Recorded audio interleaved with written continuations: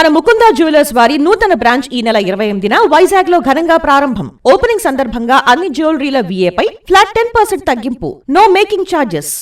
పశ్చిమాసియాలో యుద్ధం నేపథ్యంలో విమాన రాకపోకలకు తీవ్ర అంతరాయం కలుగుతోంది. నిన్న భారత్లో 281 అంతర్జాతీయ విమానాలు రద్దయ్యాయి. గల్ఫ్ సంక్షోభాన్ని నిశితంగా పరిశీలిస్తున్నట్టు పౌర విమానయాన శాఖ తెలిపింది.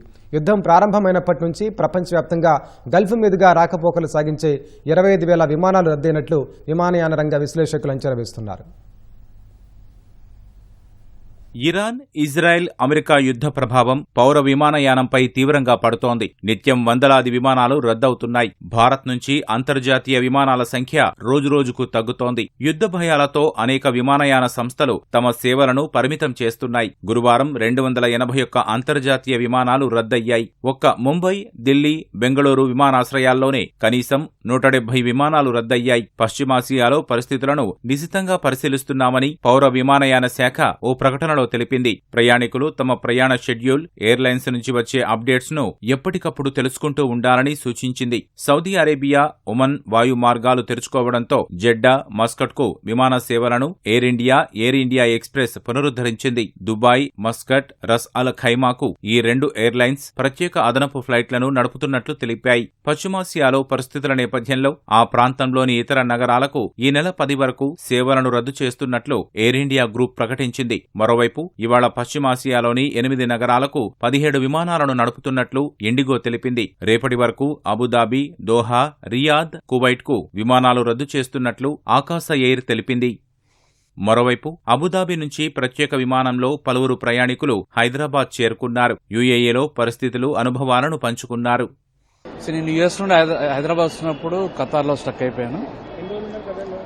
దోహాలో 4 days ఉన్నాను. అక్కడ నుండి ఇండియాకి రావడానికి మాత్రము ఎలాంటి ఫెసిలిటీ లేదు.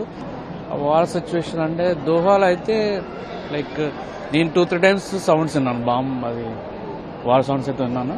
బట్ గవర్నమెంట్ ఉండే రిక్వెస్ట్ ఏంటంటే స్పెషల్గా దోహా, ఖతార్లో స్టక్ అయిన వాళ్ళని తీసుకొచ్చే ప్రయత్నం చేయాలని కోరుతున్నాను. వార్ సిచ్యువేషన్ నైట్లో అయితే సౌండ్లు అవుతున్నాయి, మిసైల్స్, ఇంటర్సెప్ట్స్ అవి ఇవన్నీ.